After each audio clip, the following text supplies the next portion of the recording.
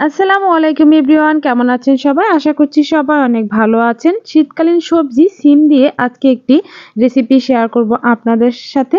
সিম দিয়ে কিন্তু নানাভাবে তরকারি রান্না করা যায়, যেমন সিমের ঝোল বা সিম চচ্চড়ি বা সিমের ভাজি। আর শীতকালীন সময় সকালে বা রাতে গরম ভাতের সাথে এরকম একটা ভাজি থাকলে কিন্তু আর কোনো কিছুই প্রয়োজন হয় না। যারা নিরামিষ খেতে পছন্দ করেন তাদের জন্য একদম পারফেক্ট একটি রেসিপি। চলুন দেখা যাক কিভাবে রান্নাটি করি। সিম ভাজি করার জন্য আমি এখানে নিয়েছি কিছু সিম, একটু বড় সাইজে করে কেটে নিয়েছি। আর এখানে নিয়েছি কিছু পেঁয়াজের কালি বা সাই, যে যেটাই বলে থাকেন না কেন। আর এখানে নিয়েছি ছোট দুটো সাইজের আলু, নতুন আলু। আর নিয়েছি দুটো পেঁয়াজ বড় সাইজের। আর নিয়েছি দুটো শুকনো মরিচ বা লঙ্কা। আর নিয়েছি কাঁচা মরিচ কুচি। একদমই সহজ উপায় এবং অল্প কিছু উপকরণ দিয়ে এই ভাজিটা করলে এতটাই মজাদার হয়, দেখতেই পাবেন। ভাজিটা করার জন্য প্রথমে আমি প্যানে কিছুটা পরিমাণে তেল দিয়েছি, আর একটু বেশি পরিমাণে তেল দিয়েছি। ভাজি করার সময় একটু তেলে ভাজা ভাজা হলে খেতে কিন্তু বেশি টেস্টি হয়। যেই শুকনো দুটো মরিচ নিয়েছিলাম সেই মরিচ দুটো একটু কেটে ছোট পিস করে কেটে দিয়ে দিয়েছি তেলের মধ্যে। যতক্ষণ পর্যন্ত এখান থেকে একটু ঘ্রাণ বের না হচ্ছে ততক্ষণ পর্যন্ত অপেক্ষা করছি। দেখুন, শুকনো মরিচ দুটো একটু লাল লাল হলে পেঁয়াজ কুচি দিয়ে দেব। পেঁয়াজগুলো একটু বড় সাইজের করে কেটেছি, সবজিগুলো যেহেতু একটু বড় সাইজের করেছি এজন্য পেঁয়াজগুলো একটু বড় সাইজের করে কেটে নিয়েছি। দিয়ে দিলাম এর মধ্যে সেই কেটে রাখা আলু। আর সবগুলো সবজি কিন্তু আমি ধুয়ে ভালো করে পরিষ্কার করে রেখেছিলাম আগে থেকেই, এর জন্যই ঝটপটভাবে ভাজিটা তৈরি করে নেব। দিয়ে দিলাম কাঁচামরিচ কুচি, ঝালটা আপনাদের পছন্দ মতো অ্যাড করতে পারেন।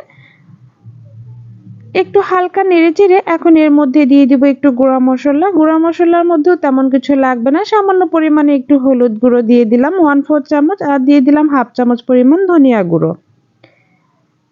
একদম নিরামিষ টাইপেরই এই সবজিটা রান্না করা। আর পরিমাণ মতো লবণ। ভালো করে একটু নেড়েচেড়ে নিচ্ছি। নিরামিষ হলেও এইরকম ভাজি দিয়ে খেতে কিন্তু খুবই টেস্টি লাগে। আপনারা অবশ্যই বাসায় ট্রাই করবেন। আমি জানি যে সবজিটা সবাই অনেক কম বেশি পছন্দ করেন। এখন এর মধ্যে দিয়ে দিলাম সিম। আর দিয়ে দিব পেঁয়াজের কালি বা সাই, যে যেটা বলেন।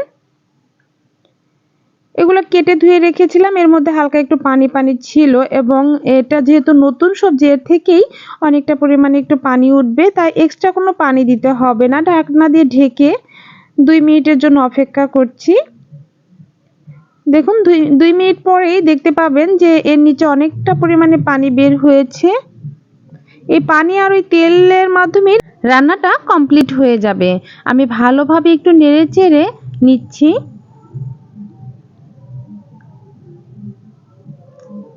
ভালোভাবে নেড়েচেড়ে আমি আবারও ঢাকনা দিয়ে ঢেকে রান্নাটা করব। এভাবে ঢাকনা দিয়ে ঢেকে দিলে আমার সবগুলো সবজি ভালোভাবে সিদ্ধ হয়ে যাবে। আমি 3 থেকে 4 মিনিট পরে আবারও ঢাকনা খুলে নেড়েচেড়ে নিচ্ছি। এভাবে মাঝে মধ্যে নেড়েচেড়ে দিলেই সবকিছুই কমপ্লিট হয়ে যাবে এবং সিদ্ধও হয়ে যাবে।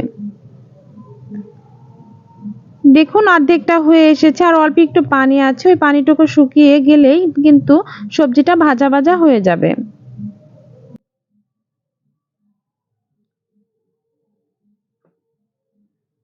দেখুন, কোনো প্রকারে কোনো পানি নেই, তেল উঠে এসেছে এবং ভাজা ভাজাও হয়ে গেছে। তার মানে আমার রান্নাটা কিন্তু কমপ্লিট হয়ে গেছে। সবকিছু একদম পারফেক্ট। এভাবেই খুব সিম্পল ভাবে ভাজিটা করে নিতে পারেন এবং সবাই কিন্তু খুবই পছন্দ করবে। ছোট বড় সবাই অনেকেই ভাজিটা পছন্দ করেন। আলুটাও নতুন, সিম পেঁয়াজের সাই সবকিছুই নতুন সবজি দিয়ে এরকম একটা ভাজি করলে দুর্দান্ত লাগবে।